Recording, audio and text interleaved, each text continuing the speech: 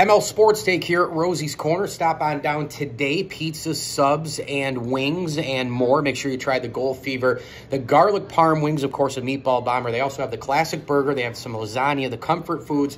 Monday, meatloaf. Tuesday is your turkey slop. Wednesday, chicken and biscuits. We're just coming off those 3 days.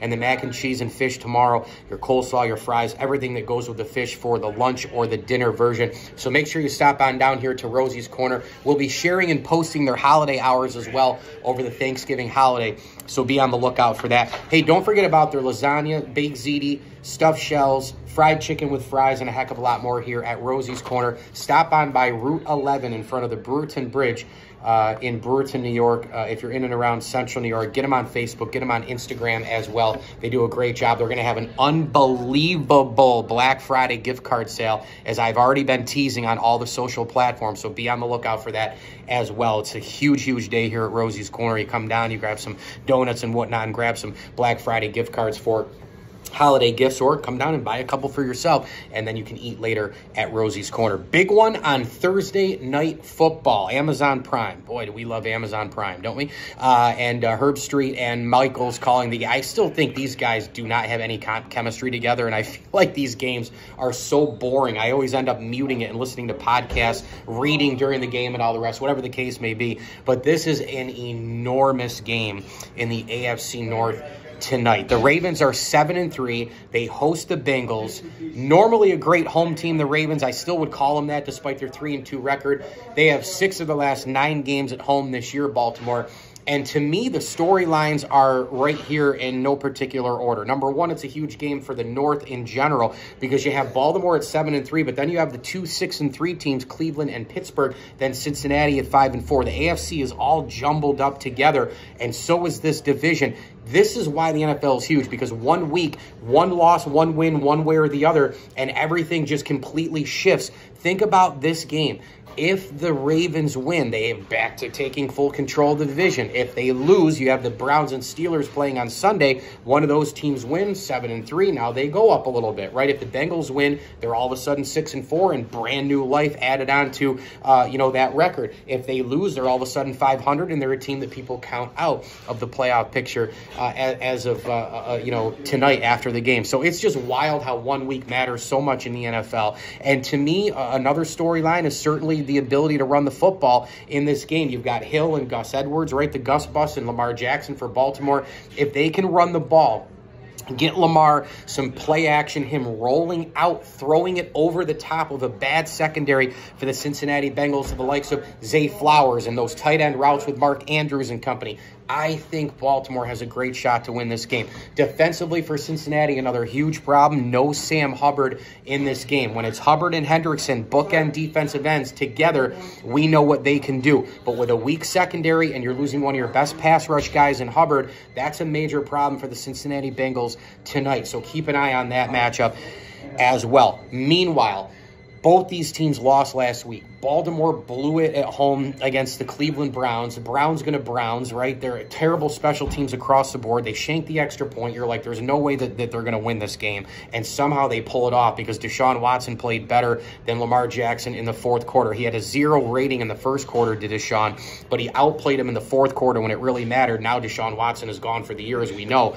But holy smoke balls, they beat the Ravens in Baltimore. I mean, I thought Browns were going to Browns all the way. That was a horrific look for the Baltimore Ravens. And oh, by the way, Lamar threw a bad pick too. You can say, oh, well, it got bad. It doesn't matter. He threw it right at the guy with his hands up. I mean, quarterback, you got to see that. Oh, by the way, and that was a pick 6. Oh, by the way, another wrinkle to this is Baltimore can't close games out, man. They struggled to close out the Browns this past weekend. They struggled to close out the Steelers, if you remember, with a horrific fourth quarter interception in the end zone. This has got to be a close-it-out game for the Ravens. They got to get some of that mojo back closing out games. So that's a very important one to take a peek at here. I'm also really curious to see, do we really know who these teams are? I mean, usually you get into this kind of part of the year, right? I always say it's chunked into 4 sections in the NFL.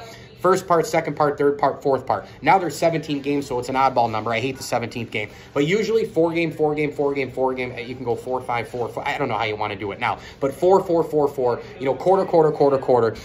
We learn now the third quarter really who teams are, right? unless a miracle happens, we kind of have an idea of who you are.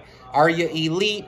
You know, are you pretender, contender? Are you a Cinderella? You know, we know what you kind of look like. It might go the other way. Like right now, we're Cinderella Houston Texans. We kind of know who they are. They, you know, all the players love playing for DeMeco Ryan. C.J. Stroud is not just, you know, the rookie of the year here, offensive rookie. He might be the MVP of the NFL. I mean, this is a historical situation with C.J. Stroud.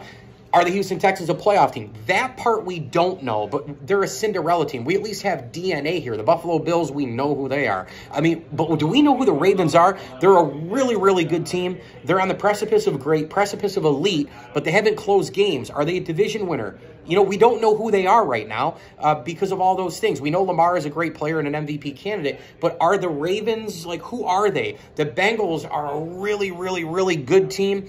Potentially great, potentially elite, just like Baltimore, but they have a 5-4 record, and Joe Burrow, the beginning of the year happened, and then we were like, oh, he's back, and the offense, now they lose last week to the Texans in that fashion. By the way, C.J. Stroud threw that awful pick six, and you're like, oh, my goodness, here we go. That's the rookie moment. The Bengals are going to pull out. They end up tying the game, and then he goes down like a surgeon, breaks him down over the top, underneath, every possible route, running his progressions, third down flawless. I mean, it was something to behold to watch C.J. Stroud against that Bengals defense late, and then the Texans with the walk-off field goal. By the way, there were 5 walk-off field goals on that Sunday. First time in 103 years in the NFL that we've had 5 games end in the final second on a walk-off field goal. But you get my point.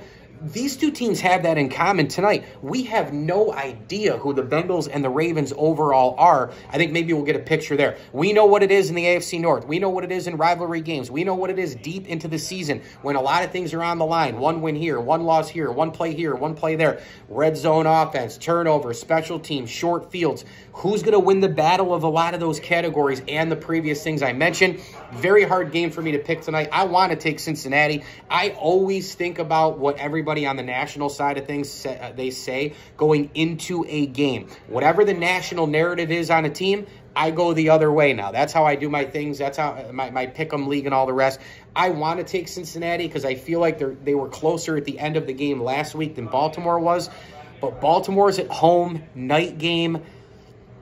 Doesn't something bounce their way here? I have no idea how this game's going to go.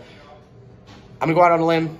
I'm going to just take the home team. That's the only thing I got here because I think both these teams have a lot in common, but I'm going to go with the home team tonight. Let's say the Ravens maybe get that big defensive play, you know, late in the game. Lamar makes something happen. I have no idea what to think here.